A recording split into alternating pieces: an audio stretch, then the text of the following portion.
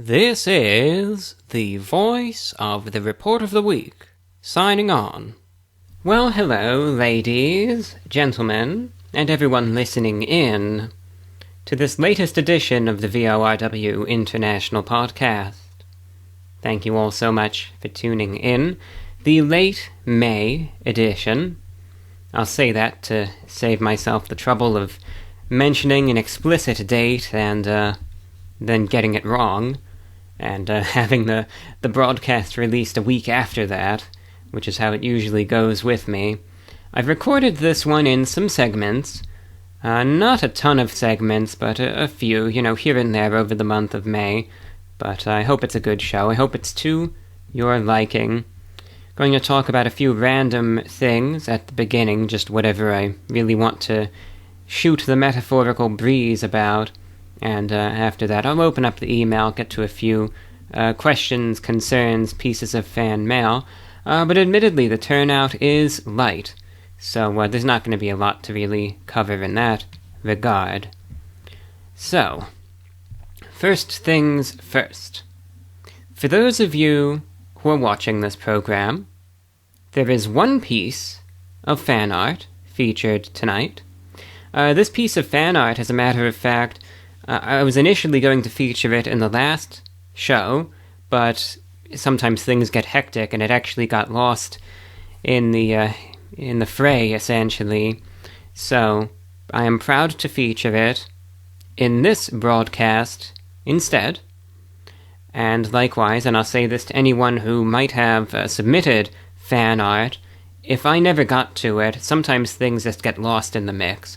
And that's on me. I apologize for that. But all you have to do, if I miss anything, just resubmit it, and that'll clear everything up. That's exactly what actually happened here. I neglected to feature this particular piece. The artist was kind enough to simply resubmit it, and that immediately brought it back up to the forefront. I thought, oh, yeah, I was meaning to get to that, and now here we are. So, if you find yourself in a similar situation, just do the same thing, and you will get this same result. But anyway, the piece of fan art featured in tonight's broadcast, credit given to Elaine, and you could find more of her work on Instagram. The profile is oops_Elame on Instagram. That's OOPS_ELAME on Instagram. Now, if you would like to submit a piece of fan art, it is most welcome. I'll be happy to feature any fan art that I get in the next program. Have fun with it. Do whatever you want. I have a personal preference for non-AI art. I said that in the last broadcast as well, and there were a couple people that threw a fit over that, but I see it how I see it, and I'm not going to apologize for feeling how I feel about it. It simply is.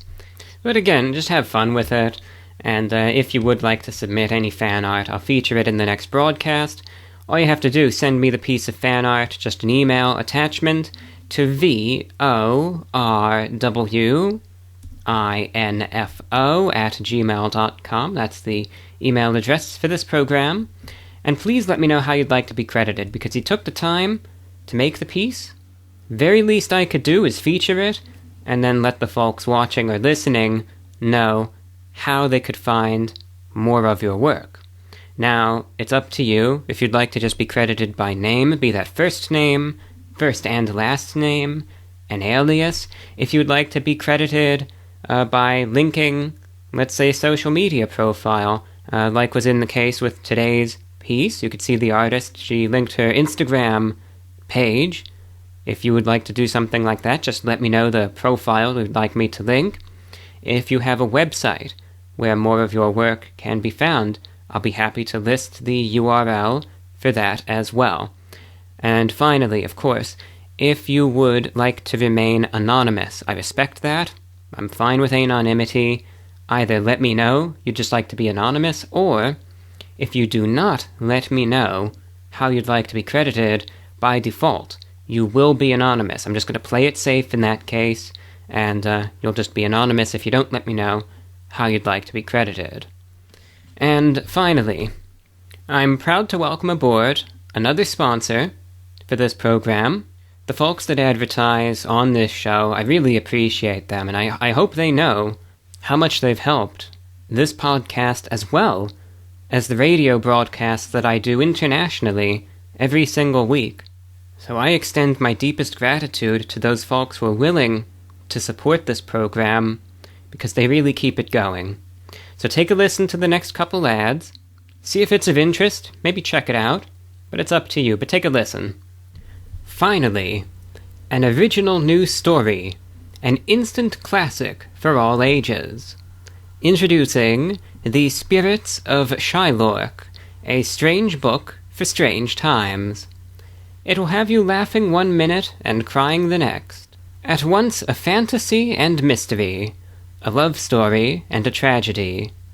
The Spirits of Shylork will stay with you for the rest of your life.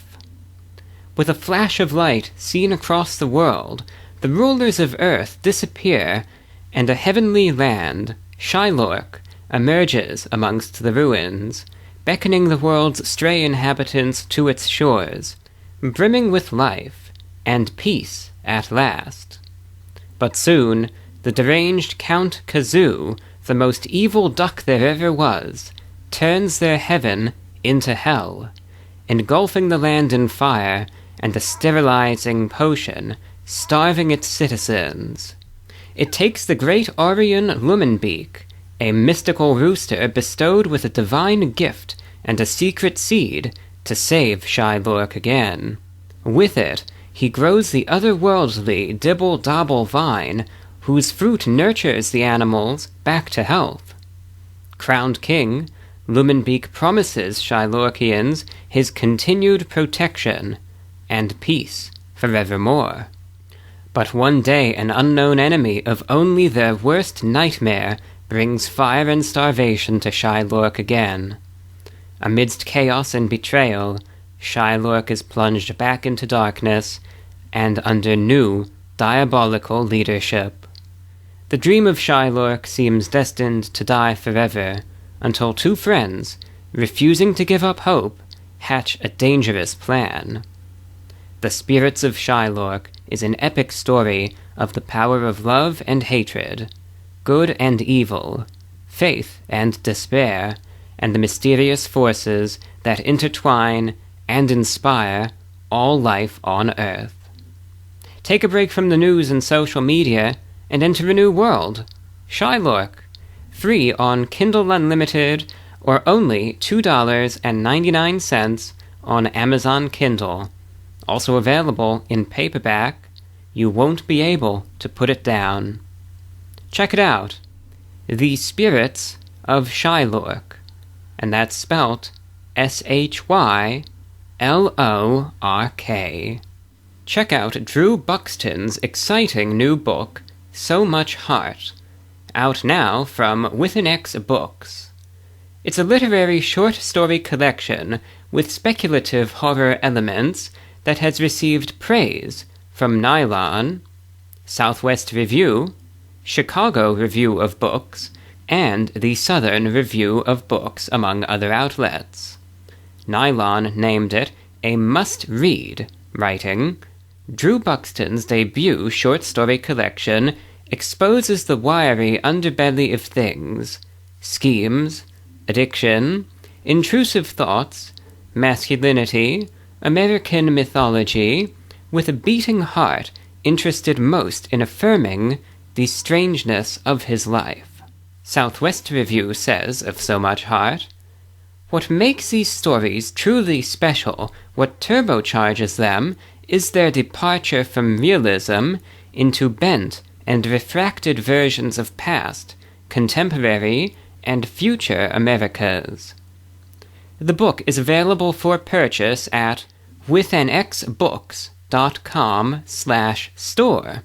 That's withanxbooks.com/store. withanxbooks.com/store. Or for more information, visit drewbuxton.com. That's DREWBUXTON.com. BUXTON.com. DrewBuxton.com. Yeah, so like I mentioned, and I give this spiel at the beginning of every single podcast that I do. Understand, number one, it's because I have to. One simple fact of things, and this is very important if anyone out there listening either is or is contemplating doing some sort of content creation, you just have to understand that in order for people to know that something exists, you have to let them know. And that's just the reality of things. So, understand, this program, it has its expenses. The radio broadcast that I do especially has its costs. I do that twice a week, every week. I can't count on monetization as far as this show goes.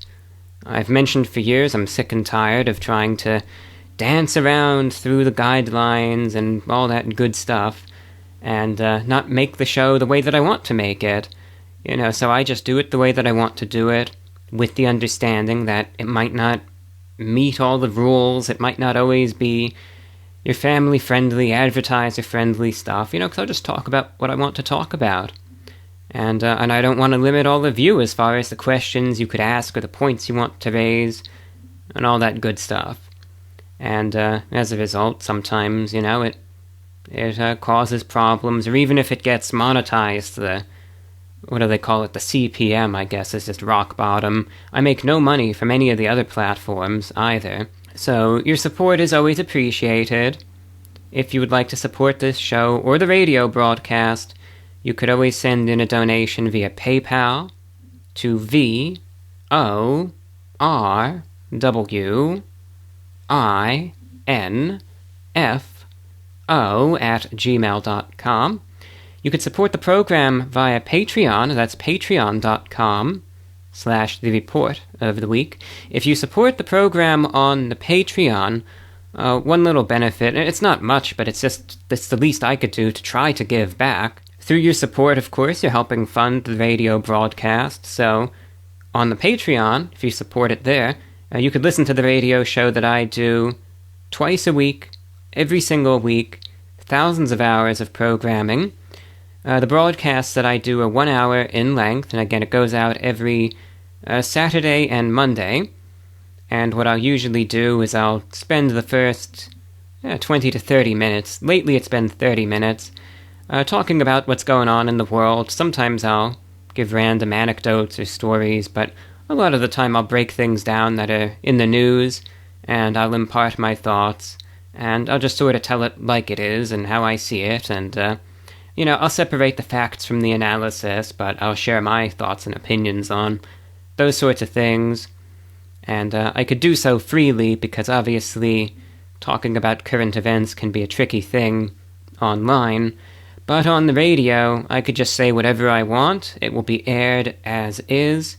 And if something doesn't go over well, at least I just have myself to blame for it, and not some algorithm that's throwing a fit at me because I had the wrong opinion, God forbid.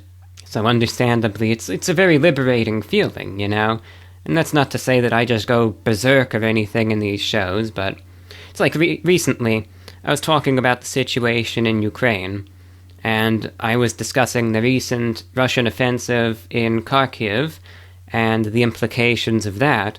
That's something that I'm not sure if I'd be able to discuss on YouTube in the manner that I did on the radio, but I probably talked for a good 15-20 minutes on that the other week. And all sorts of things I'll just discuss, and then I'll usually balance out the rest of the broadcast with some music, oftentimes listener requests, talk about the songs, give some trivia. It's a very well-received show. There's a lot of regular listeners out there. They tune in, and they like what they hear. I like doing it, so it all works out. But anyway, you could at least be able to listen to those on demand if you want. It's up to you. It's the least I can do. And finally, and then that'll end this whole spiel, if you would like to advertise on this program, you heard earlier, I obviously gave some promotions. I would be happy to do an ad read for you if you're interested.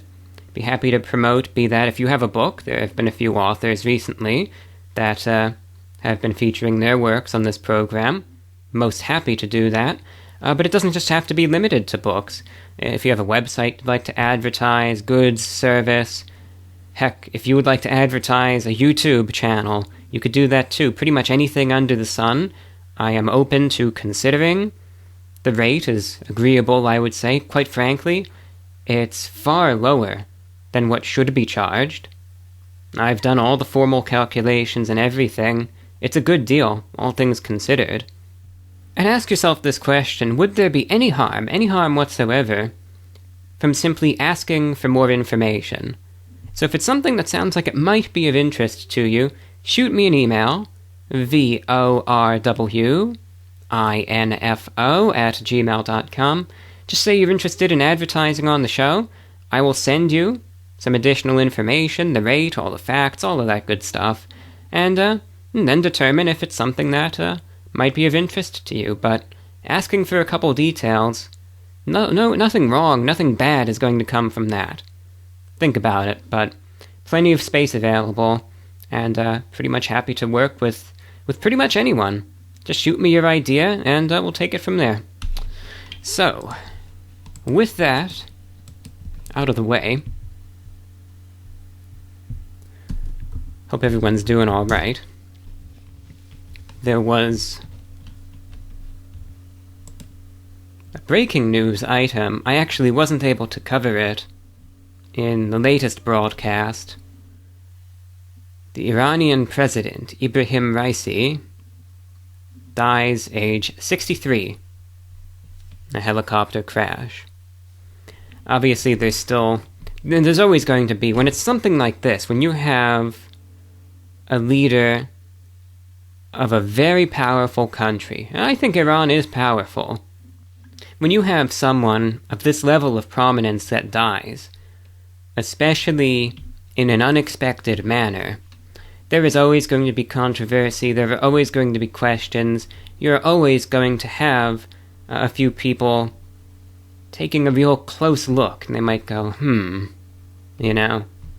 Depends on how you look at things, depends on how you look at the world.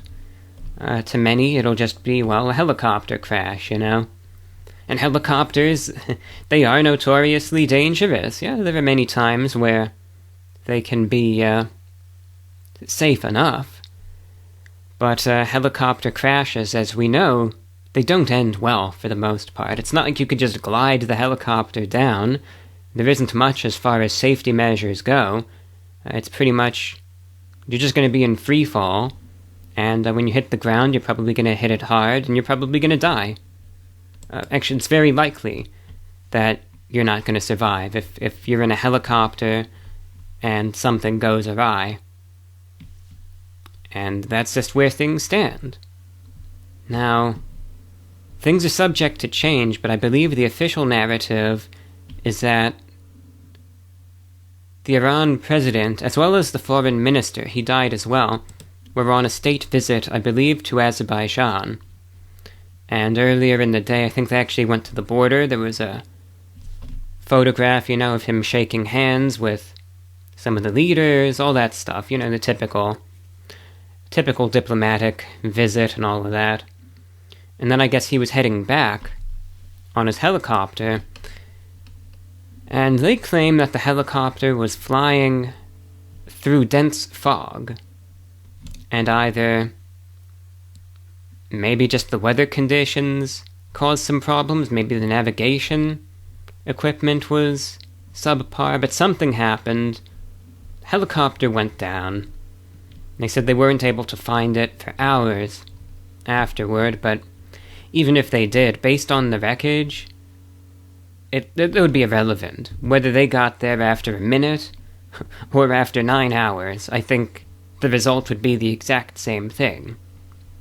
Just unrecognizable, So there's no way anyone was making it out of that crash. But anyway, you see all sorts of speculations and theories from this. You see people that are saying, we know that Iran has been funding Hamas and Hezbollah, the Houthi group, etc. With everything going on in Israel, was this actually deliberate? Did Mossad take down the helicopter? Did Israel kill the president of Iran? There's some discussion about that. And you'll have some folks that might say, well, I don't think that was the case, but... And then, from there. Anyway, this is one of those situations that comes with, of course, intense speculation and skepticism. And this really goes for any sort of world leader, be that friend or foe. If something happens and it's some sort of unexpected, unanticipated event, there are always going to be people asking questions. And a multitude of theories out there that all sound plausible. I was even seeing theories that he was actually killed by insiders in the Iranian government in order to get different folks in power. So, who's to say? But I think unless anything would be proven without a shadow of a doubt, smoking gun, irrefutable evidence, the skepticism and speculation will remain simply that. And it'll just be a helicopter crash. And life goes on. And, within a few weeks, especially the West, they'll think, who? Iran? Where's that? Is that part of Russia or something? And, it'll be back to the usual. But I don't see this being everyone's favorite World War III. I don't think the nukes are going to be inbound in 30 minutes or anything like that. It's I don't see that happening at all. But definitely, an unanticipated incident and a big shakeup of sorts. Combing through the news, I see a few headlines that I personally find ridiculous, but I'll keep most of my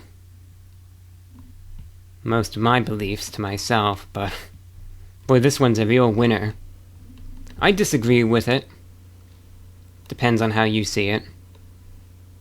Could the U.S. economy be doing too well? Oh, yeah. Yeah, absolutely, because it's just doing that great, right? Yeah, so all you out there listening who have money troubles, it's doing great. What are you talking about, right? Oh, yeah, it's the best it's ever been, right? Anyway, enough of that. There was those geomagnetic storms the other week. I guess it was about a week ago or so. Yeah, I think it was the weekend of May, I think around the 10th and 11th, maybe the 12th as well. Those geomagnetic storms. Were any of you out there able to see the northern lights? Would you believe it if I told you that I was actually able to? Here in Florida. And it might sound crazy, and it was pretty crazy, but I actually was. And it still is... I still can't get over that. Now, the sunspot complex that essentially spawned all of this, because one thing that I'll say is that space weather, particularly solar activity, so solar flares, geomagnetic storms, and all of that, are something that I'm familiar with to a level that I would say is greater than most, simply because of the fact that space weather has a direct effect on shortwave propagation. And it's actually because of the sun, because of its energy, it's why the shortwave spectrum even is what it is.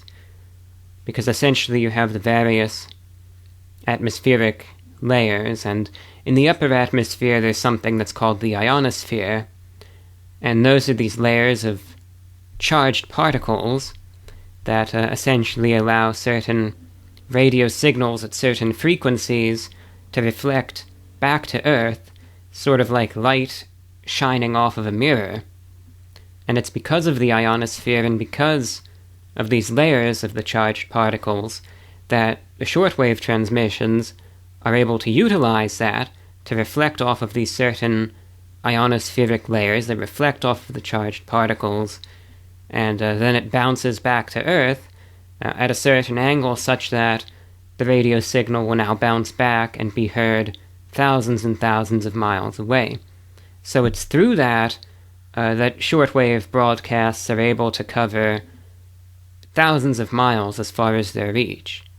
And it is because of the sun, because of the solar energy, that's able to energize the ionosphere and give these charged particles the energy necessary to reflect these signals back to Earth. Now granted, this is a very simplified explanation of things, but this is how it works.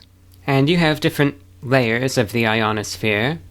So you have the D layer, the E layer, the F1 and F2 layer, and during the daytime you have these 4 separate layers, but then at night things sort of change a little bit and the D layer goes away, the F layers sort of join together, and that's why when the lowest layer of the ionosphere, the D layer, when that goes away at night, if you ever notice, if you have an AM radio, probably you do in the car, if you ever notice at night you're able to hear a lot more stations on the AM, it's because of that, because that lowest layer is gone, so the signals are able to travel a little higher and thus propagate a bit further.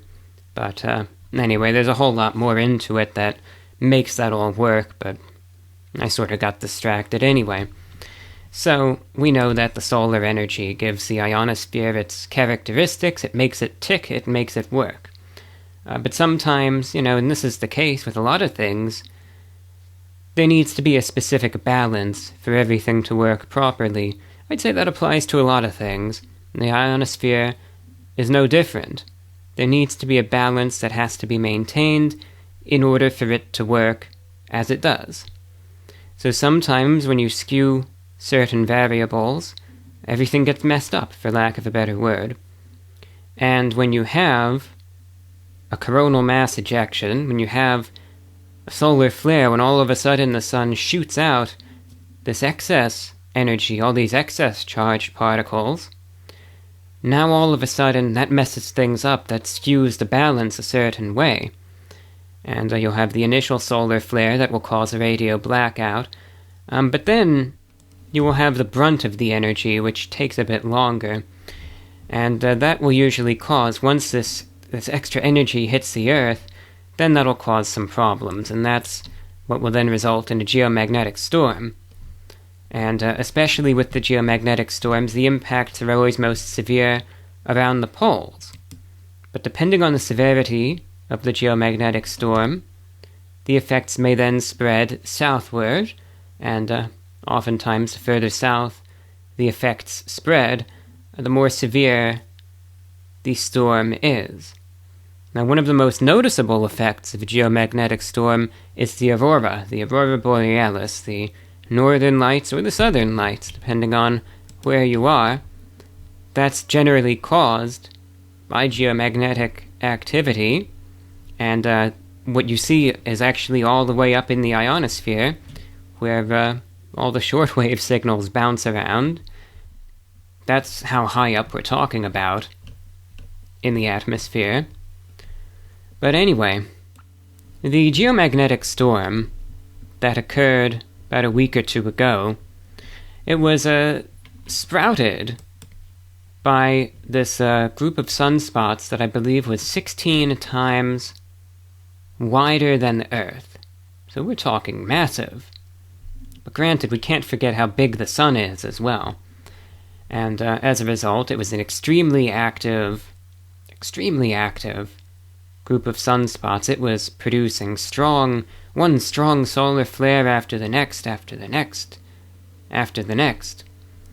And some of this energy sort of, because it was sending them off in such quick succession, actually these waves of energy sort of caught up with each other. They call that a cannibal CME.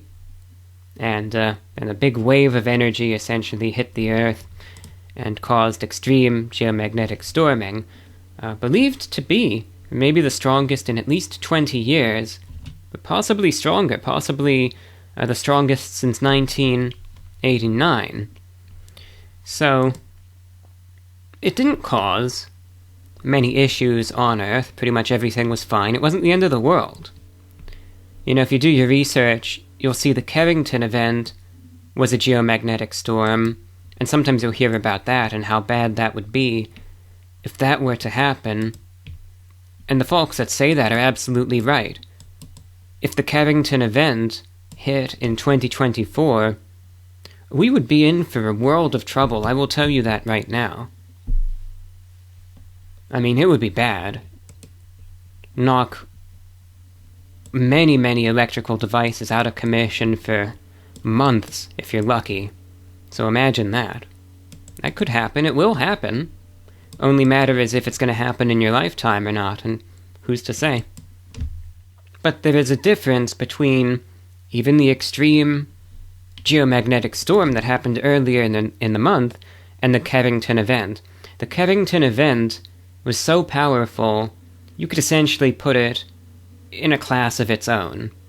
And even though technically speaking by the scale, both the storm earlier in the month and the Carrington event were an extreme geomagnetic storm, the Carrington event was incomparably stronger than what hit earlier in the month, which was pretty darn strong. So that's just for reference. You know, because it's easy to look at it and think, well, but they said they were both G5 storms, so the one earlier in the month wasn't that bad, so I think the Carrington event is blown out of proportion, but it's just because the scale ends at G5, but the strength of that particular event, which hit back in the 1850s, I think it was so much stronger. I mean, like I said, you can't even compare the two. It's apples to oranges, essentially. So, that's why, despite some of that initial confusion, even though the storm that hit the other week was strong, it just wasn't strong enough to really cause any problems, aside from essentially effects on the shortwave spectrum, because, as mentioned, that balance now that makes the ionosphere work as we use it, that balance was thrown off. So that messed everything up. And essentially it just kills the entire spectrum, and you can't really hear anything. I had a broadcast going out that Saturday night, and almost no one could hear it. And normally the station that I'm on is actually one of the strongest shortwave stations in all of North America, and what is usually easily receivable, that was pretty much gone. Many listeners across the country couldn't even hear it, and the few that could said that the reception was really weak. It was extremely fluttery, almost to the point where it sounded like I was underwater, and it's simply because the balance in the ionosphere was skewed, which then messed everything up. But every other shortwave station in the world was messed up too. So that's why I didn't really feel bad about it, because I knew I was in good company. You know, because every other broadcaster, be that me, be that all the religious broadcasters, be that the BBC or DW, Voice of America, China Radio, every station was dealing with the same problem, so it's not like it was just out to get me or anything. It was a lost cause.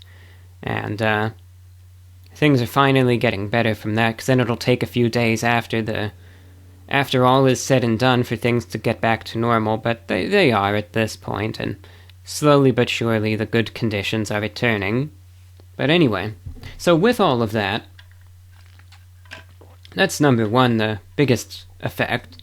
But secondly, the aurora was much more intense and spread much, much farther to the south than it usually does. Now here's the interesting part. I had covered that in the broadcast, and at the time the reports were that the aurora was going to be visible as far south as maybe northern Alabama. Maybe, just maybe. And that was it. Now, I had never seen the aurora before. I grew up in New York. I spent a lot of my life up there. I've never seen the aurora up there at all. Never. If there were any instances where it was supposed to be seen up there, I never saw it. I'd always wanted to see it, but I never did. You know, there would be times where in the middle of the night I would go out if it were sort of expected, if there was a chance. Never saw a thing. And I'm sure part of that came down to luck. Part of that came down to some light pollution, understandably. But a good part of that also came down to the fact that even up in New York, you just don't see the aurora all that often, even up there. It's just not a regular thing. Even that is too far south, for the most part. So, understanding that, honestly, I did not take the forecasts that it would be seen, in northern Alabama seriously in the least. I thought to myself, yeah, all right, sure. Probably not even going to see it up in New York, because I've seen very bullish forecasts for the aurora before, and what happens? It never materializes. Just doesn't happen. So, I wasn't even going to go outside and check here in Florida, because there's no point. Why even waste the time and energy to go outside and look for something that's not going to happen? So that was my view going into it. I was sitting there that Friday night. It was like around 10 p.m. or so, doing some reading.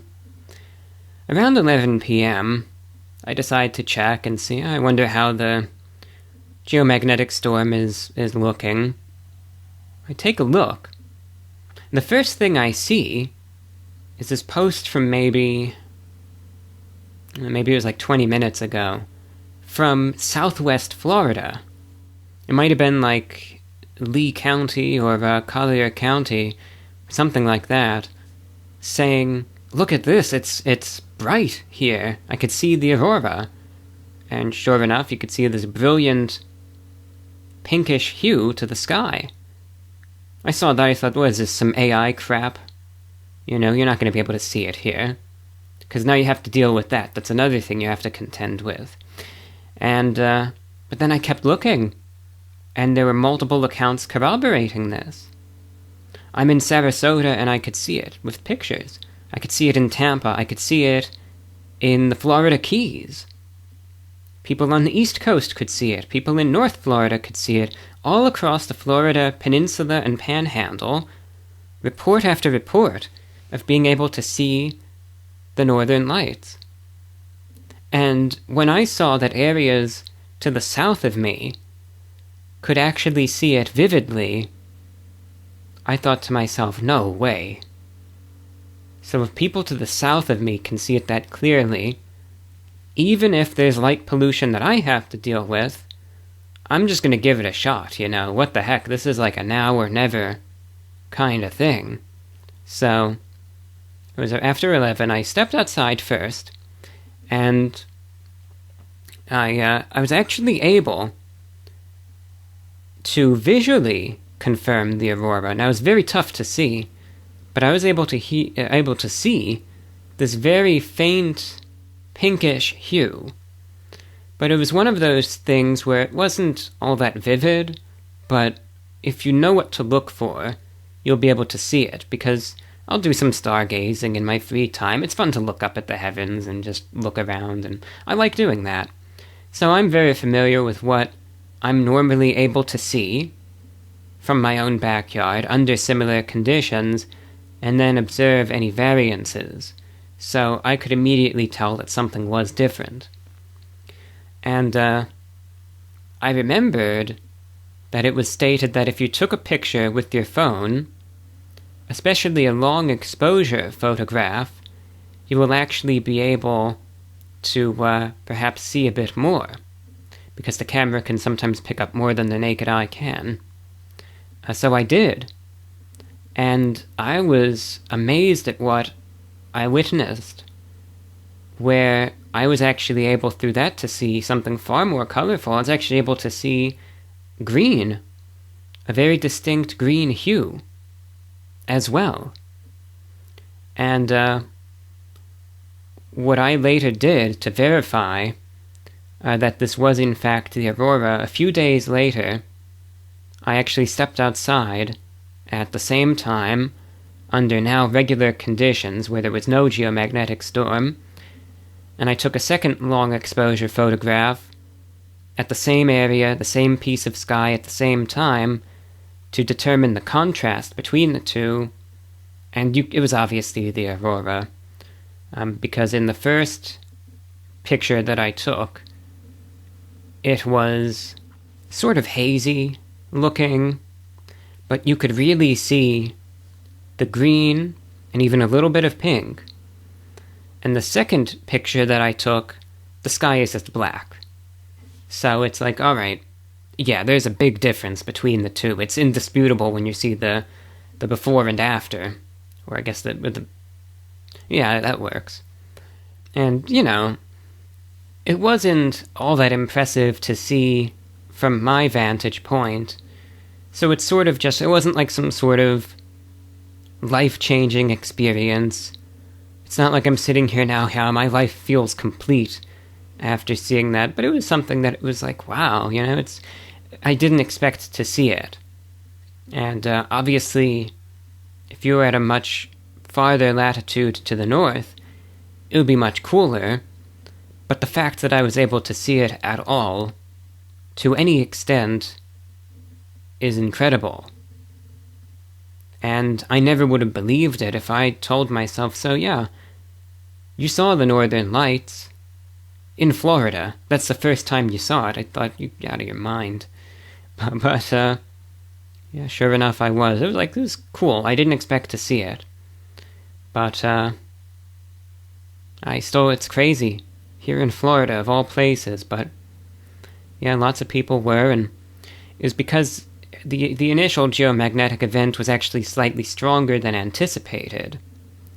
Not to any significant extent, just that it brought the aurora a bit farther to the south than what was expected. So anyway, it's the big talking point.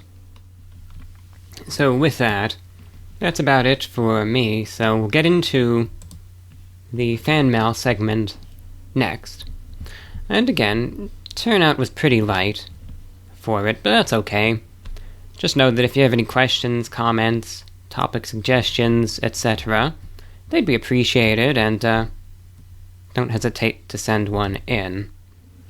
It's around 4:50 a.m. at this point, so I've been recording this beginning part, at least up to here, all in one take. But now, because I mentioned earlier in the broadcast that, I had done the program in a couple various segments, we're going to be getting into the first of those. Now, it's sort of silly, but it's unique in a sense that it's something I haven't really done. It was, it's stupid, all things considered, so don't put your hopes all that high, but about a week or two ago, I had decided to do some recording work to, tend to some of the emails, and I wasn't feeling all that energetic, so I decided, how about I make a cup of coffee? And then I thought, well, how about I make some coffee and record myself doing that? Oh boy, yeah, you're in for a treat now. Oh yeah, you bet. So now you'll get to hear Coffee Time VORW edition. So you're going to be blown away by this. And then after you hear me make some coffee, I proceed to drink said coffee, and then it did give me a bit of an energy boost actually. So then I got back to the microphone and went through some fan mail, so that's going to be the next segment. Again, I recorded this about a week ago, so it's silly, but, I hope it's amusing at the most mild level, perhaps. This is VORW International. Alright, so before I get into the mailbag segment, I decided I am in a bold move. That's all I could really call it. The boldest move I have ever made. I need some coffee. That's the simple fact of the matter. And I decided, how about I just have the microphone here set up and I make some coffee. Why not? So that's what I'm going to do. Live on the air, you are going to be able to hear me make some coffee.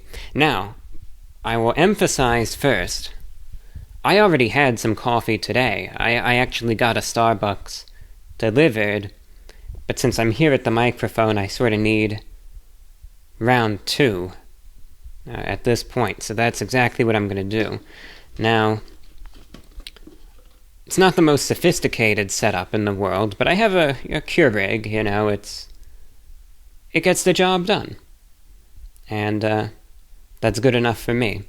It's fast, I think it's effective, and if I need that quick little boost, yeah, it's not the most glamorous thing in the world, but it does a good enough job, and I'm happy with it, so... First things first, I actually need a little bit more water. Let's start filling that up. Alright, very good. While I'm doing that, I'm thinking about what blend of coffee I want today.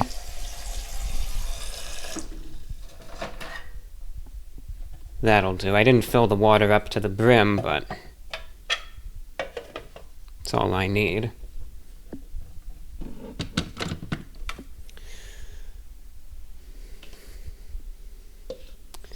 I always go with iced coffee. But, you know, I'll tell you, it is an art. I sort of kid. It's not really an art. You just have to... You find the way you like it, and then you go from there. As far as making coffee goes. You see, let me get a cup first.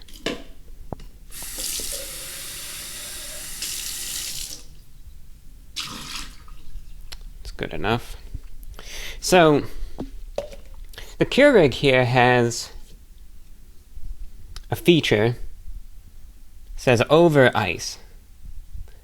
Now, maybe it's different based on the model, but in my case, you would think, right, this is like self-explanatory stuff. If you want an iced coffee, then you should select the over ice button, right? I mean, that's like, of course. But I have noticed that if I select the over ice button, the quantity of coffee that is produced is actually far lower. So I don't do that. I know I am a true renegade.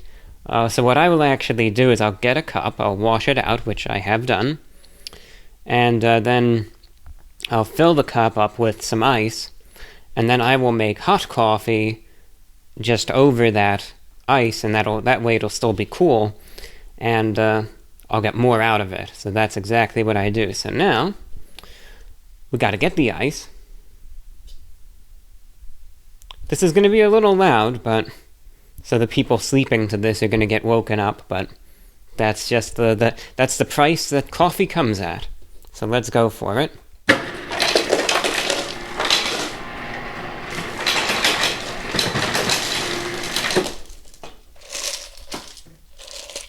Looks good. I guess I could get a couple more ice cubes in there.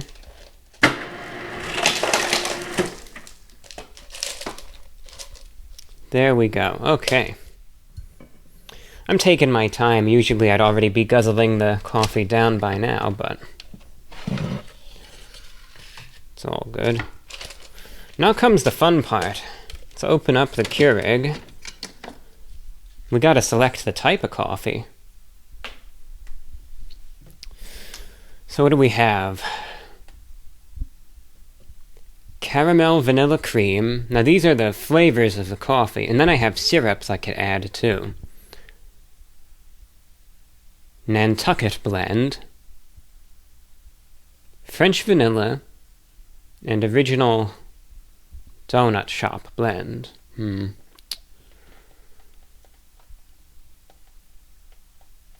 know, I'm gonna go with the Nantucket blend. If I shake the little cup, you'll hear it. Take a listen. See, that's the... And... this is really gonna blow your mind. I'm gonna go extra. I'm going all in. I'm gonna add some vanilla bean syrup to it. Alright, let's pour that on. Just a little bit. Okay. Close that back up. And now the best part is right around the corner. We will take this Keurig cup and we will skewer it, as is always the case. Get ready, this will be a little loud. There we go. Close it up, and now it's got to be strong. And 12 ounces. And here's the moment of truth. Okay, this is it. Now we press the button, and the fun begins. And we now have coffee making in progress. Alright, very good. Looks like the ice maker is actually working too. But see, now you can hear it. Take a listen.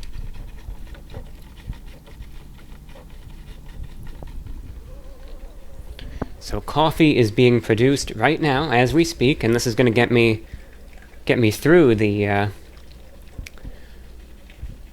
mailbag portion of the program, because sometimes, you know, I just need that boost. And this is a darn good way to go about it. Like I said, it's not gourmet, but it's quick. I'm happy with it. Does a good enough job for me, and that's all that I ask. And then I'll put in a little creamer. I already got a straw ready. Stir it up. If it needs any more ice, you know, throw in a couple more ice cubes. And yeah, and this will work. I could already smell the aroma of the coffee. That's always great. I know not everyone likes it, but me, you know, I like the smell of coffee. Nothing like a good cup of coffee at 8:09 p.m.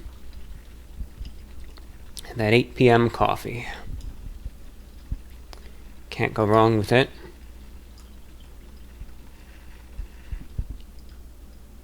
You know, Keurig, it's not quite instant gratification, but close to it.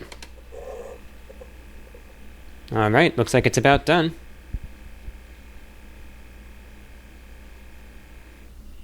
Okay. Let's take a look.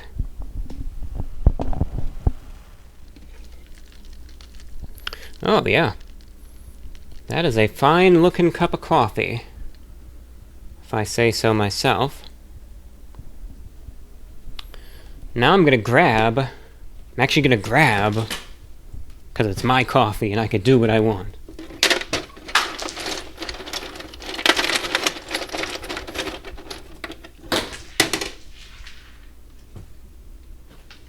A few ice cubes, plop them in, take a listen.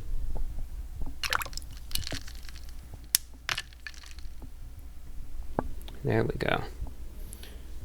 And that creamer I was telling you about, add a little bit of that. Now, I don't need a ton.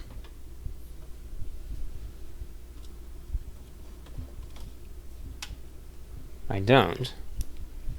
Because I already put in some of the syrup, you know, so that's...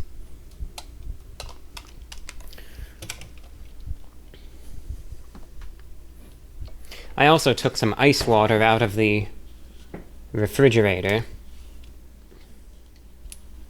Just in case, because I was running low on some water too, and, balance it out, right? This creamer is just, standard. Nothing special. Let's add a tiny bit. We don't need a ton.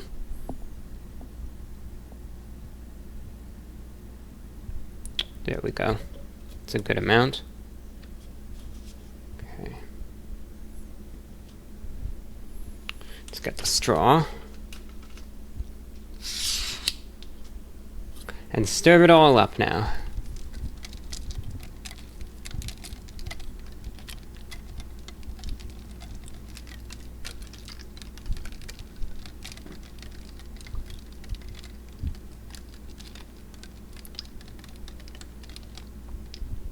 And now, we've ourselves a cup of freshly made iced coffee.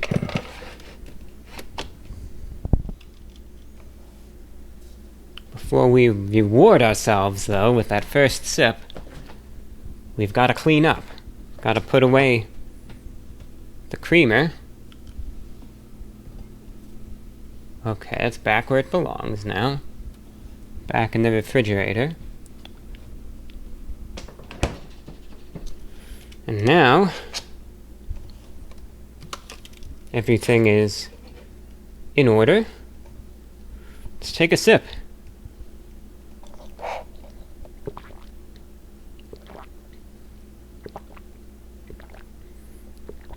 That's good. Now, am I sort of saying that just because I like coffee and I sort of needed this? Yeah. But it still tastes good. That's nice. It's a lighter coffee, granted, so it's, like a sweeter, pleasant tasting beverage, but hits the spot. Very nice. Yeah, quite good for what it is, Again, I can't complain. Be able to make it in short order, and then I'm all set. So there you have it. So now I'm going to sip away at this a bit, and move back over to my little recording nook, I should say. And I'll be sipping away, I'll be getting everything set up, and then we'll delve into the mailbag. But this is just one of those things, I was feeling slight spontaneity, and I decided, well, what the heck. I'll set things up and record the coffee-making experience, because why not? So there you have it. It was official. Coffee has been produced and is now, as we speak, live on the air, being consumed. And with that transition, I've guzzled down my coffee, and now I'm on to the water, and with the water, we get into the emails. So, gotta start somewhere. Let's take a look. We don't have a ton, but let's see what there is anyway. John checks in. Me and many of your other listeners will agree that you're an effective communicator. No matter the topic that you're speaking about, you always are well-spoken and have something interesting to add to the conversation. Is this a skill that came naturally to you? I think my biggest weakness personally and professionally is my ability to communicate. It seems like no matter how hard I try, I've been cursed with the inability to truly master the art of speaking.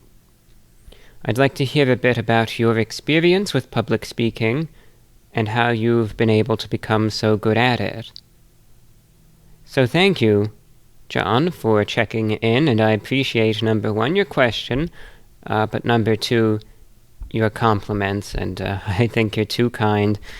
To answer your question, this was something that, I guess to an extent, did come naturally. And it's kind of funny, I know that other folks have said this as well.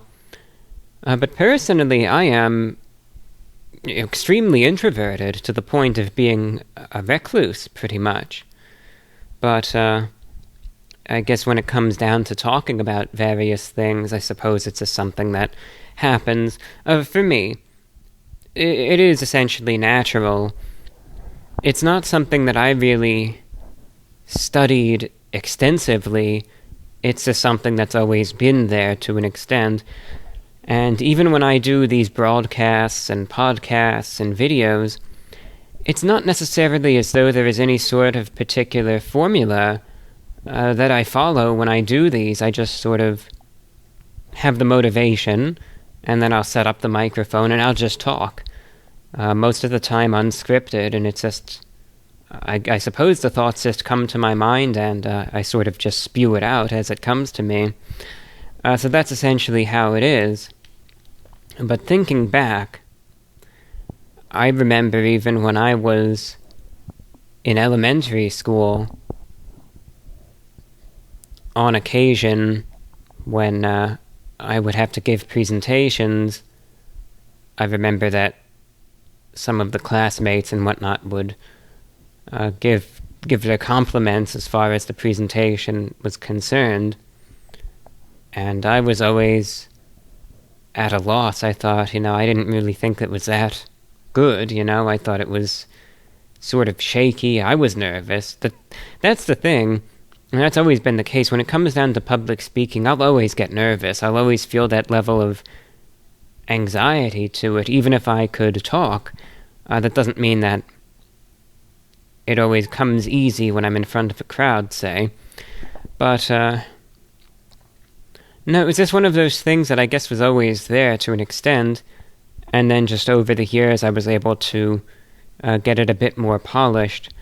Through some classes, there have been some public speaking and communication classes that I've taken, but a lot of it, I think, has come through this YouTube channel and the radio broadcasts as well, and being able to do these sorts of discussions and lectures and broadcasts for years at this point. Practice that doesn't make perfect, but it helps a bit. And I was able to essentially get it a bit more polished. So that's how it is. It was something that really came naturally, but again, just based on what I do here on YouTube and again on the airwaves, for years and years, with a few classes as well, I was able to polish it a bit. Interesting question, and don't give up. It's one of those things that, just keep in mind, it's not an easy thing to do. It really isn't. Even if I'm able to just spew the stuff out, like I said, when I have to get up in front of a group of people, I'm scared. Believe me, I have the adrenaline pumping, I feel uneasy. It's like, it's not something that I look forward to. So, even for me, it's just as nerve-wracking. I certainly feel uneasy, I feel nervous, I feel scared, having to speak publicly. So, this might not be the most encouraging thing in the world, but just know that you're in good company. And I sincerely wish you the best, though. This anonymous listener just writes, when I was using a search engine for the term review bra, the automatically populated description lists you as, quote, an American-Russian YouTube personality, food critic, and radio host. Is this accurate? With only a cursory look, I could not find the source it was pulling this information from, attached as a screenshot. Yeah, and that's what it says. It says American-Russian YouTube personality, food critic, and radio host.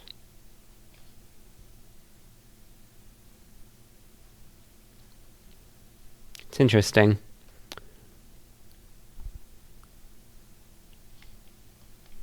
Google just says American YouTuber. Let's check a few other search engines. Bing, what do they say? American food critic. Let's go to Yandex. Let's see what they've got. American YouTuber as well. Let's see what DuckDuckGo has to say. I think that was the one you sent the screenshot from. Okay. DuckDuckGo, that's the one that says American-Russian YouTube personality, food critic, and radio host.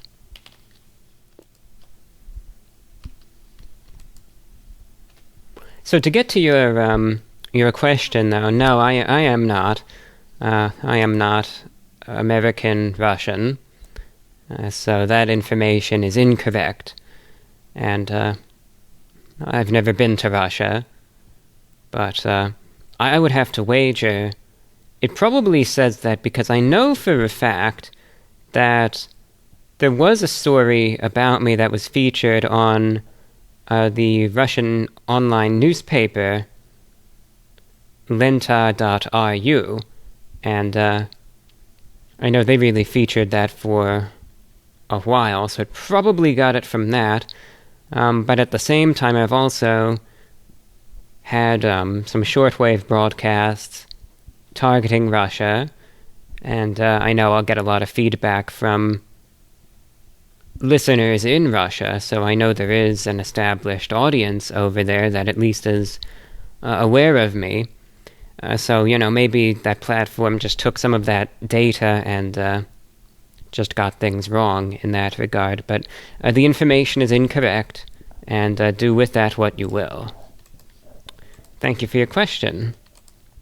Amanda writes, I was wondering if you check the health inspection reports for restaurants/fast food establishments in your area.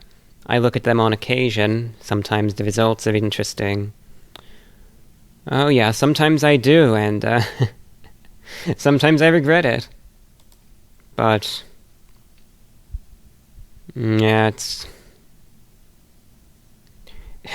every place pretty much has its problems these days, and then it's just finding the best of the worst. It's like which one is less likely to kill you this time around, and take your chances with that. But yeah, there was actually a time a couple weeks ago I got food poisoning, and I think I know the place that it was. I'm not going to name any names, but I have my suspicions. I can't say it definitively, but pretty sure what it was. And this is like the 7th time I've gotten food poisoning in the last few years, so nothing I'm unfamiliar with at this point. And, just the same old. Had this weird feeling, like right before you're about to get sick, and the symptoms and everything manifest themselves. You just have this feeling about you where it's like something isn't right. Then it all hit at once, and I was exhausted and had a fever and everything else. And that bout was a bit more severe than some of the times I've had, which was amazing because the place that, again, I think was responsible for this, I didn't even eat much food from at all, actually just a tiny little morsel, but goes to show just how contaminated it all could have been. If just a little bit is able to inflict that much harm, but anyway, after I had pretty much recovered, I was sort of joking to myself. I didn't say this in a review, I wanted to, but, it's YouTube, and you gotta be all positive to, get paid and appease the advertisers and all that good stuff. But, believe me, how much I wanted to sit there and say, mention that I had the food poisoning, and then, as I go into the next review, say something to the extent of, All right, let's just finish what it started now. Giving the implication it's like, well, the last time I had this crap, it didn't kill me, but let's finish the job now, let's do it. Dark humor there. But I tell you, some of this stuff is literal poison. And sometimes I think that's by design. Who knows? But some of this stuff, you can't even consider it food. It's just poison. It's just killing people. It really is. And here I sit, advocating for it. Isn't that something? But that's the dilemma. If I didn't, I wouldn't have a roof over my head. And it's just the way it is. I remember, though, there was this one instance where, because I was born and raised up in New York, and up in those parts, White Castle was, and still is, a chain that has a degree of prominence up there, and White Castle is known for their sliders. Now, it's been years and years since I've had anything from White Castle, mostly because I just don't really eat all that many onions at this point. They just mess with my stomach. So I just try to avoid them, and being that onions are integral to the White Castle slider, I just avoid them. I say, it's just not worth it. That's the pain and everything that it's going to assuredly inflict at this point. So I don't bother. But anyway, a few years back, there was a White Castle that was opened in the Orlando area. And it was actually, I believe anyway, the first White Castle opened in the state of Florida. And the opening of this White Castle was such a big deal. I mean, there was on the opening day, there was a line probably lasting 5-6 hours to get there. And within just a month or two, this brand new White Castle, the first one, probably even in the southern US, had probably 20 or 30 serious health violations. The level of recklessness that had to exist for it to get that bad that quickly, when there were that many people focusing on this place. That should have been the cleanest White Castle in the entire chain. And some of these were serious violations. So I refuse to patronize that establishment. I do not trust them. It's been years, and I refuse. I just don't trust them. Plus, even if there weren't any issues, I would still have problems because of the onions and everything, but that just sealed the deal, And I know some people can say, as far as health inspections and all of that go, because it is understandable that this is a position that at least has a reputation anyway of being rife with malfeasance of sorts. Either they'll get paid off, they'll get bribed, and where sometimes, they'll just give a place they don't like a bad assessment or anything. And I think while there is a degree of corruption, it's not as bad as what some people say. But a lot of the time, they will offer it up, they will back it up, I should say, with proof. And you could also look at just independent reviews of said establishment, and a lot of the time you can, everything just ties together. But also, I sometimes will just go off of a gut feeling that I get, and if there's a place that just gives me a bad feeling, and, there's just, maybe I can't directly explain why, but if I get a feeling, no, maybe I shouldn't eat this, then I'll listen to that feeling. An anonymous listener writes, do you like David Byrne's big suit, and would you wear one if given the chance? Thank you. No, it's a costume piece. I think it's silly looking, and, no. No, I wouldn't.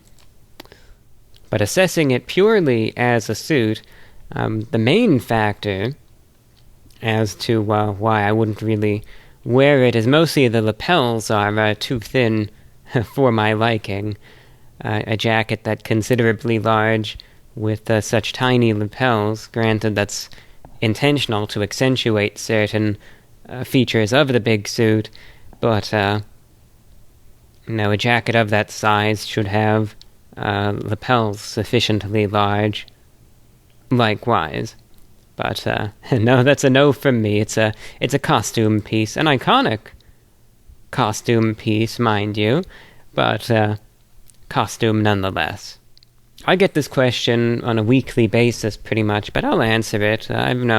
There's no objection that I have for people asking this, and I could understand why.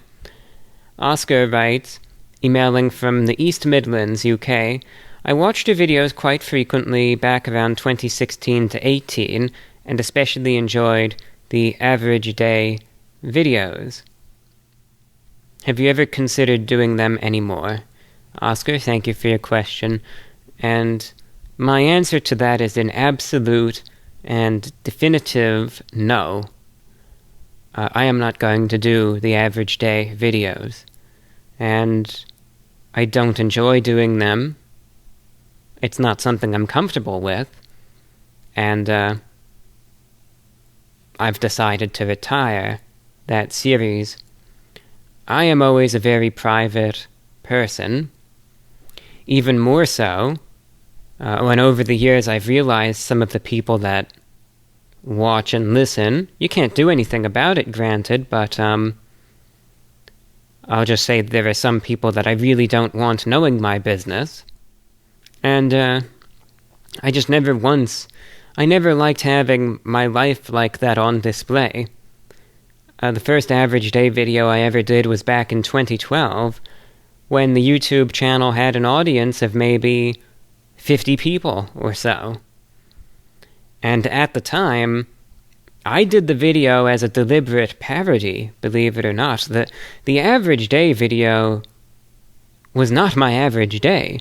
I actually sort of wanted to film something and try to make it as mundane and deliberately boring as possible. Not that my actual day-to-day life was all that more interesting, but that really wasn't actually what I would do on a day-to-day basis. And, it became something of a tradition of sorts, but as time progressed, it became more of a sort of obligation rather than something that I wanted to do for the fun and enjoyment of it. It became a chore, and again, not something that I actually wanted to do. It's like, all right, time to brainstorm and come up with clips for it, and the big secret with some of the average day videos is that a lot of them weren't even filmed over the course of one day. I have filmed them over weeks, and I just put on the same outfit and film a clip here and there, and just make stuff up as I go along. And because again, it was just, I didn't enjoy doing it, and it's like, especially as cases with stalking, harassment, trolls, and all that, why on earth would I want to do a video showing my private life? I don't. So it just became nerve-wracking and just not something that I really wanted to do, and it got to a point where eventually it was something that I looked at with actually great disdain, and I would dread the time of year when it would come to pass. So after 2020, I said, I'm done with this. I never want to do this again. I hated it so much. And I said, I'm done with this. I said, it's not going to be a well-received decision. I understand that. I know that people have a much more favorable view of it than I do, and I understand why. But I can't do it. There's just no way. So I've hung it up. The old videos will remain, but I think it's over. And I feel better about it now that it's over, honestly. It's much nicer. And all that stress involved is now gone. So I could sort of breathe easy and just rest easy, not having to worry about this anymore. But like I said, I know people enjoyed seeing it and all that, but it was very unpleasant, I guess, from my point of view, which, and this is something to keep in mind as far as what you see online versus versus reality. There's something that can look all great and all happy and smiles and, oh, my life is so good, look at how it is on social media, right? But once the camera's off, how are things really? It's like the average day videos, obviously people liked them because I didn't give the impression that I hated doing them. But that was my true sentiment. And I just sort of reached that point where it's like, can't do this anymore. So no, it's over. But the ones that, were filmed will remain, and you could enjoy them anytime you want, but it's like what's done is done. I've taken a slight break, admittedly, so yeah, the whole song and dance about the coffee thing ended up yielding, I suppose, a email reading of maybe 20 to 30 minutes. But again, I wasn't exaggerating when I said the turnout was a bit low, and it's understandable. There is a realistic ebb and flow to all of this. So I wanted to give it a couple more days to a week or so to see what else comes in. And now I have the email open once more, and we'll give it another shot. See if there's anything else to read. If not, it's all good. But again, you're welcome to write in. There have been times in the past where there hasn't been much feedback. Again, it's understandable. But amusingly, energy-wise, it's like the polar opposite of that other night where I made the coffee and then I wasn't really bouncing off the walls, but compared to right now I was. So then you might say, well, then why are you at the microphone right now when your energy level is so seemingly low? And essentially it's because I just want to get the show done. I feel as though I've kept you all waiting long enough, so I just want to get it over with.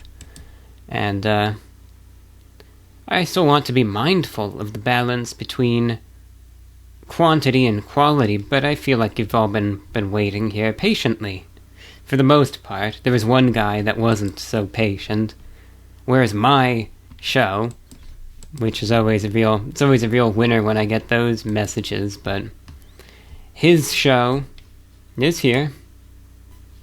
And anyway, let's get this wrapped up. So what I'm going to do is just have the email open. I'm going to comb through it. There are lots of emails, and this is the thing. I try to sort through it because the radio show gets tons of emails. It gets tons and tons of feedback, which is great. That's, of course, why I still do it and why I fund it and want to keep the lights on with it, because people actually listen to it, which is outstanding. And the response is always, it never gets old. And it's always great to hear from our radio listeners, but sometimes there's podcast emails mixed in, and it's sort of like sifting through just hundreds and thousands of radio emails versus a question for the podcast. So again, that's also why I mentioned, because I always have to sort through stuff, that if I miss your email, again, you're welcome to just resend it. And there's no harm in that. I encourage you to. I think I already said this, so I'm sorry if I'm a broken record. But I encourage you to, if I missed it. Matthew checks in, says, thank you for the long-form radio shows you post on YouTube. I am 35 and have suffered from agoraphobia and panic attacks for about 10 years now. I'm going to therapy and taking medicine, but they don't seem to help a tremendous amount. The reason I'm writing to you is to talk about an event that happened to me last night. Out of nowhere, I got the worst pain on my stomach and back I ever had in my life. After the trip to the emergency room and many tests, the doctors stated I had a 2mm kidney stone. I was able to get some great care and some morphine to help with the pain. My wife drove me home last night, and I've been listening to your podcast back to back to keep me calm. Just wanted to say thank you, and you've helped me more than you ever know. From Matthew. Matthew, thank you, and I'm sorry to hear that you had to go through that. Kidney stones, it's not something that I've had to deal with yet, regrettably, I'm sure. But every experience I've heard regarding kidney stones is that, and I'm sure you could attest to it, hell on earth. And that the pain is essentially unbearable. And I think you made the right call, going to the hospital for this, especially when, number one, you know your body better than anyone else. And understandably, when all of a sudden you experience this pain that is leagues above what you might normally deal with, and then it's so sudden, I think you made a good call. Better safe than sorry.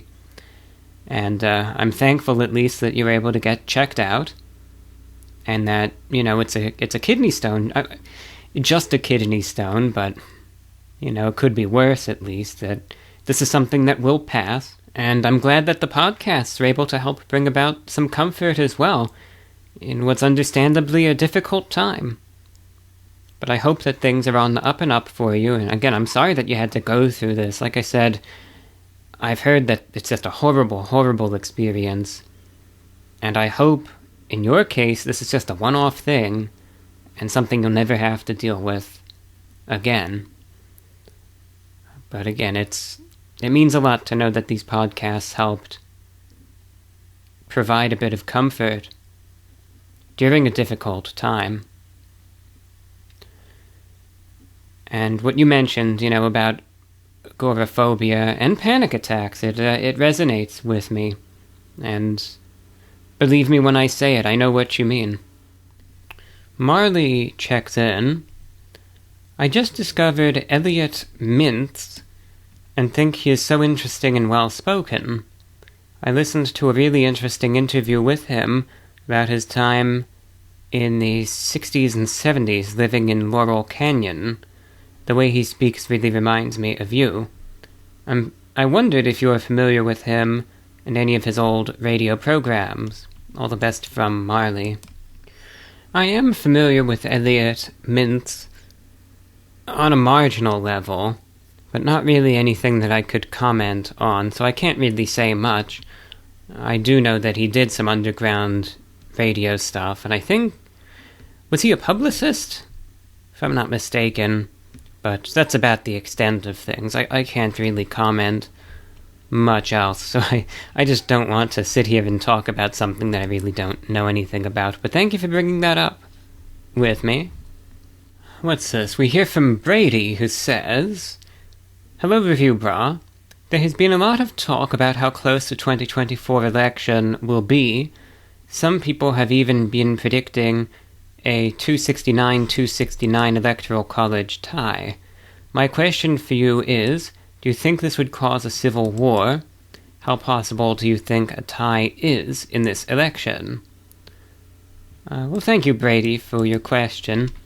And I'll give my comments on it. Number one, I'll give a short answer on the first, and then I'll elaborate on that a little later. Do I think it will cause a civil war? No. And I'll cover that in a little bit more, a little later. But I do want to get next to whether or not such a thing would even be likely, because granted, in any election, there has never been an electoral college tie. However, I will say, I think if there is an election wherein the odds of an electoral college tie are highest, it would be this one. So, if we load up the electoral map, and since you're asking the question, I think you understand. You have the swing states, and you have the safe states, and all of that, and the different states that have certain likelihoods of going a certain way. Based on the general consensus as to what the swing states are for the 2024 election, a lot of those states would be the ones that flipped in 2020. Granted, based on the polls, the consensus, my own opinion, granted, and what you see, the environment, no matter what, is more favorable for Trump than it was in 2020. And the 2020 election was pretty close as it was. So, my view, first and foremost, and granted, this is just my view, that Trump's floor, essentially, the minimum number of electoral votes he would end up getting, would be 235. Every state that he won in 2020. I just don't see him losing any of the states that he won in 2020. Based on polling consistently ahead in North Carolina, and being that North Carolina has gone Republican since 2012, I just don't see it flipping this year. And there is no way whatsoever at this point that Florida will. And those were the two closest states that Trump won in 2020. Now, looking at the map, which I have up, the swing states that I have that could go either way, and this is based on the polling, would be Nevada, Arizona, Georgia, Wisconsin, Michigan, Pennsylvania, and Nebraska's 2nd congressional district. And likewise, albeit controversially, I would put Virginia and Minnesota as swing states as well. The polling in those two states, while favoring Biden, shows a very close, if not tied, race. So right then and there, with these swing states established, you have 235 electoral votes for Trump, and you have 202 electoral votes for Biden, with 101 electoral votes up in the air. So then we look at the swing states, we think, okay, well, which ones, based on a certain likelihood, are most likely to go a certain way? Well, Georgia does look like it would go for Trump this year. Let's mark that in the Republican column. Okay, now we're at 251 for Trump. Let's say Virginia and Minnesota, while being close and perhaps ambitiously considering them to be swing states, we put those for Biden. He squeaks out. Now Biden is up to 225. We have 62 electoral votes left, no winner yet. Based on the polling, interestingly, everything suggests that Nevada, if the election were held right now, would flip into the Republican column. We're up to 257 electoral votes. Subsequently, a lot of people have been saying that Arizona might be flipping back as well, And indeed, if you were to look at the polls, Trump's lead has been consistent for months and months. Let's get that read. Well, now, isn't that something? We're at 268 electoral votes for the Republicans, with 4 swing states left: Wisconsin, Michigan, Pennsylvania, and then Nebraska's 2nd congressional district. Now, being that Nebraska's 2nd district is worth 1 electoral vote, and we're already at 268, I think you see where this is going to go. Let's just say that the Rust Belt, maybe Trump's message just does better in the Sun Belt this year. We're going to hypothesize. And Biden wins the Rust Belt. This is just a hypothetical. So Biden holds on to Wisconsin, Michigan, Pennsylvania. And then we have this 1 district in Nebraska. Biden won that district in 2020, but the polling has shown that there is a chance that it'll be close, or it might flip back to Trump this year. So what if Trump does flip that district in Nebraska, Nebraska's 2nd congressional district, which encompasses the Omaha area? We have ourselves now a 269-269 tie. All you have to do is flip the district in Nebraska. Biden holds the Rust Belt. Trump flips Georgia, Nevada, and Arizona, and you have yourselves a tie. And the craziest thing is that the polling suggests that to be quite likely. So if there is an election that such a tie like that is possible, it would be this.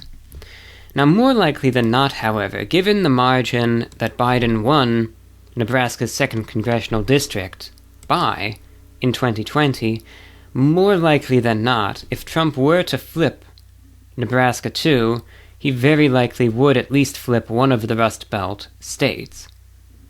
Right now, the polling suggests that Trump would win all of them: Wisconsin, Michigan, and Pennsylvania. That would bring him up to 213 electoral votes. And that's what the Real Clear Politics aggregate has him at. But right now the polling would have Pennsylvania being his strongest state in the Rust Belt. There's of course a lot of uncertainty with Michigan in regards to both the Arab community as well as the blue-collar auto workers. And then Wisconsin, well, the polling for that is all over the place to begin with. And polling for Wisconsin is notoriously erratic. But it was the closest state in the Rust Belt in 2020, despite the polls saying that Biden would win Wisconsin by close to 20 points, and then it was decided by less than a point. So, once again, I think this was sort of said in 2020, but I think it'll hold true again. Based on the way things look, the Rust Belt would be the most competitive area, and the odds of Nebraska's 2nd district flipping while the Rust Belt remains unchanged are low, but it's not impossible. So I don't see a 269 tie being extremely likely. I think it would be more likely than not that either Biden holds on to that district, and with that the Rust Belt, and wins, albeit by 1 electoral vote, or Trump is able to flip even just 1 state in the Rust Belt, win the election. Now, if you wanted to take certain polls at face value, because I think I've said this before in previous shows, I've played around with these maps, I do it in my free time. I don't really talk about it because it's so polarized and, hell, I'm probably Satan incarnate to some, just because I'm even talking about the prospect of Trump winning. And, people feel strongly about it one way or another, but I saw your question, I thought, hell, I'm just going to have this discussion, and if people want to go rage at me, they can. I really don't care anymore. But I think it's an interesting question, so I'll talk about it. But you've had some polls that came out that claimed that the state of New York, which, mind you, Biden won in 2020 by about 23 points, over 1 million votes, they had that down to single digits. I had the state of New Jersey down to single digits as well. And I did the math. If theoretically that poll, or that series of polls, were to be believed, that would suggest a shift of 16 points in favor of Trump.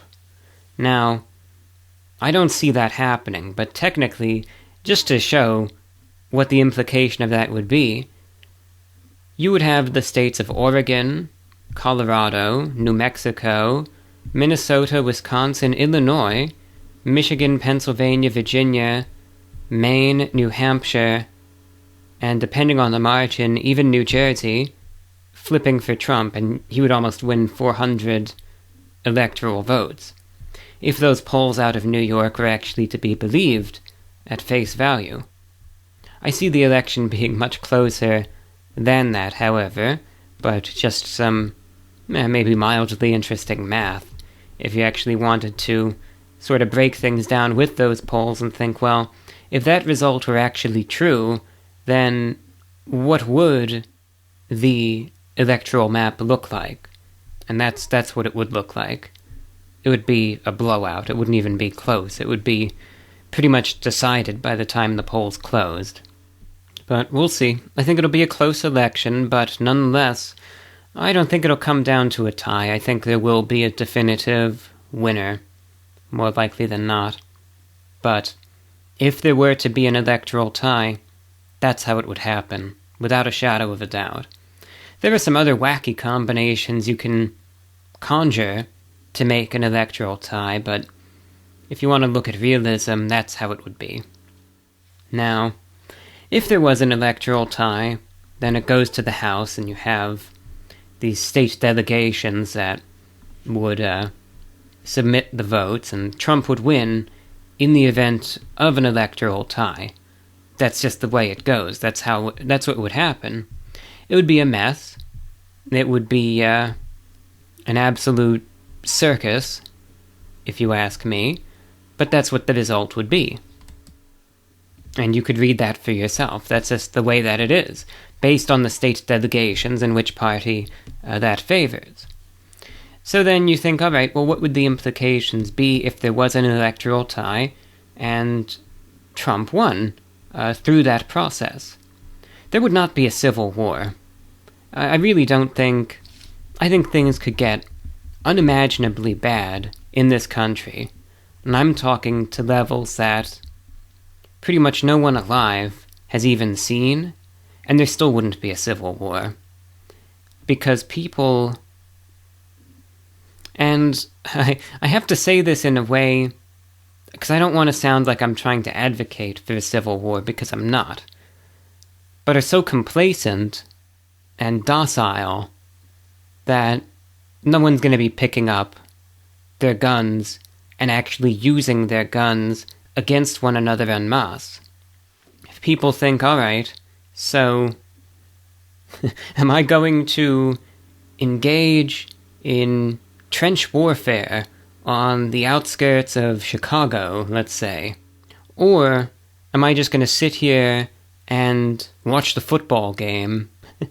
You know which... It doesn't matter how bad things are. People are always going to choose the football game. They're always going to choose their sports and their celebrities and their entertainment and all of that in this country over civil war. And it's not because people actually think, well, you know, because they're that determined to preserve the Union. It's just because they want to watch the football game instead. They couldn't, you know, it's not about the integrity of this country or anything like that. And says, well, if I go to civil war, that means I can't watch the big game anymore. That's what's holding people back at this point. And plus, social media, in a sense, People are more inclined to fight their civil war on social media and call each other an effin' mother effer for supporting this, that, and the other thing. And that's how they'll fight their civil war. You know, if any people actually do pick up arms, which you see from time to time, what is it? It's always some mentally ill, domestic terrorist, extremist, who is always disavowed. So that just goes to support my belief that there will not be a civil war. It's just not going to happen. I honestly think people in this country would be hard-pressed to pick up arms, even if war were declared on the US by China or Russia, and they were launching a ground invasion of this country. I still think people would be hard-pressed to even do anything. They would just think, well, maybe the Chinese will still let me have electricity and watch the big game. And, you know, when I think about that sort of complacency, my reaction to it is simultaneously rolling my eyes and breathing a sigh of relief. Because I don't want to see this country devolve into civil war, and I don't believe it will. But at the same time, when I think that such complacency will transcend, let's say something that I'm thankful for, to such a ridiculous point, I just think it's perhaps limitless. And everything ought to have a limit. But, I don't see there being civil war. I've maintained that view. I have maintained that view well before 2020, for the same reasons. I maintained that view during all of the turmoil and everything after the 2020 election. Same thing. When everyone thought, this is it, it's popping off now, in early 2021, I thought, no, it's not. Of course it's not. And it didn't. So no, I don't think that there would be civil war. And I think at present it will never happen regardless of the circumstances, regardless of how extreme the circumstances are. You could conjure up something straight out of a movie, some sort of Orwellian hell, and nothing would change. That's my belief. I think that's where things are. It's like, what do they call it? Bystander syndrome? Where everyone just stands around and does nothing if something is happening. But it's like bystander syndrome for the whole country. And then if a situation were to happen where action would ever be warranted, you might have like one guy that'll do something, and they'll get killed, and then no one else will do anything. And then everyone else would just get in line and wait to get killed. Like I said, that's like an Orwellian nightmare. But that's my belief. I just don't think... You know, let's say if there's a 269 tie, and Trump wins. You'd have celebrations in some areas, you'd have riots in others, and you'd have plenty of innocent local businesses looted and burned down again. Probably a few innocent locals possibly injured or killed, and then life goes on. I don't think I can be convinced that anything else would happen, because I adamantly believe that it wouldn't.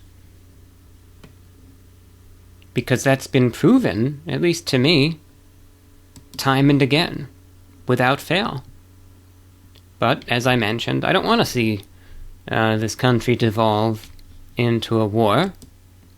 I do think that there are, at this point, irreconcilable differences in society, but I don't see that getting to the point of war. People might be more bitter, treat each other worse, quality of everyone's lives will get worse, people will probably go out less, suicide rate will go up, etc., but there won't be war. Interesting question. And, like I said, it's something that I've researched myself, independently, and I'll play around with these maps and scenarios, and I could go on and on about electoral theory and even the counties based on voter margins, and I could play around with maps all day. I just don't really talk about it much, so your question sort of opened up a can of worms, but I hope it made for an enjoyable and hopefully informative answer. I know it was sort of a downer of an answer, I guess. I don't know. But that's where things stand. Looks like there's 2 more emails, and then that's it. Or is there even just one? I thought this one was... Let's click on it.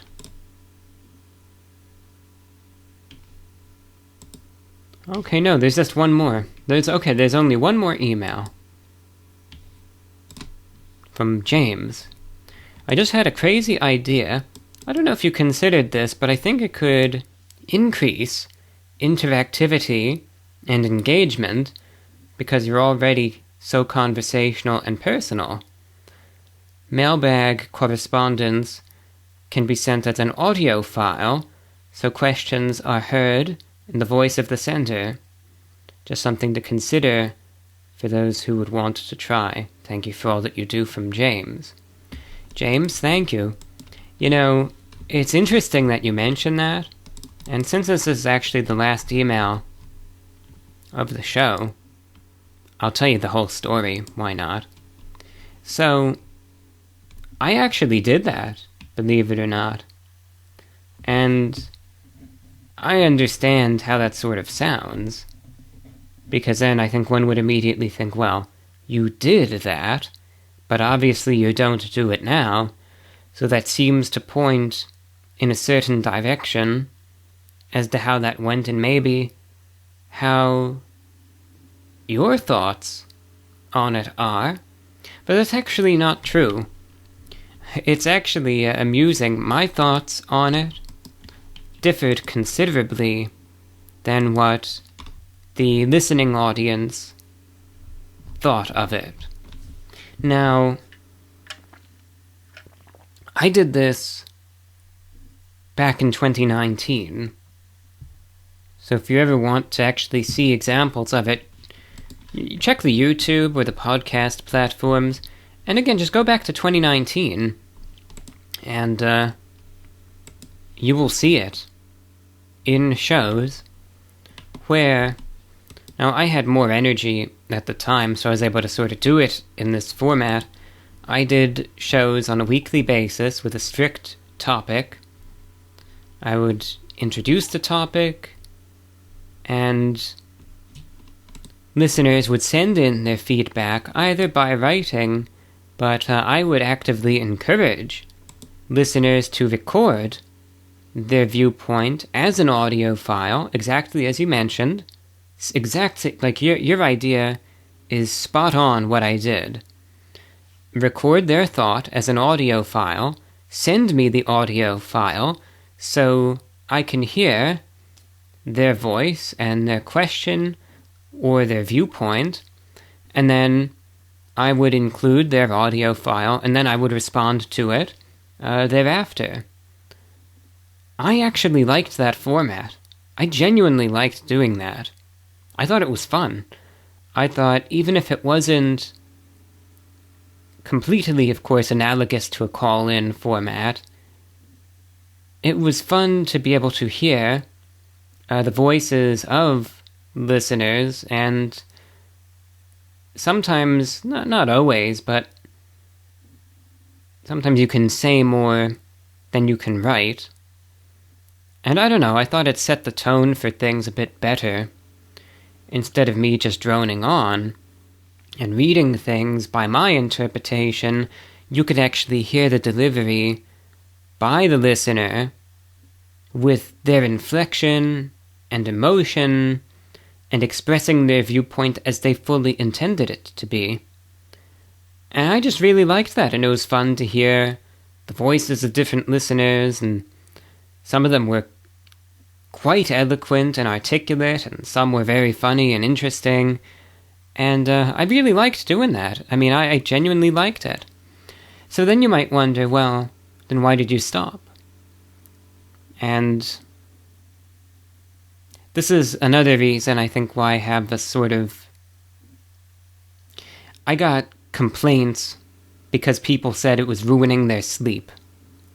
And yes, there is contempt when I say that, but the amount of people that actually said that sincerely was too large to ignore. And yeah, it hurt a bit when I sat there and thought, so 80% of the audience is just sleeping to this, and they're pissed off at the 20% that are actually listening and enjoying the show and trying to make something of it. And these folks were pitching a fit, and there's email after email. Oh, you know, I was sleeping so good until I heard this person's voice, and it wasn't the fact that it was shrill or discordant, it was merely that, you know, it disrupted the monotony of the program. And I wish I had the guts to essentially say, well, this is my show, and I don't make it for folks to sleep to. If someone wishes to, that's perfectly fine, but you have to understand that that's not why I do it. So don't expect, therefore, for me to cater to folks who are just going to not listen and just sleep to this. I'm going to do the show the way I want to do it.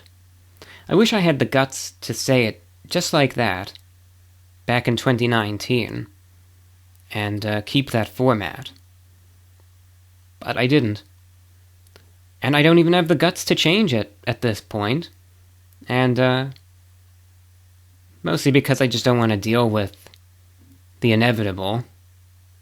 So, yeah, I liked it. I miss it. But what can you do? Majority rules, right? So, yeah. I encourage you, though, to listen to those old shows from 2019. And if you would like, if you want a few... Because sometimes I know stuff can be tough to find.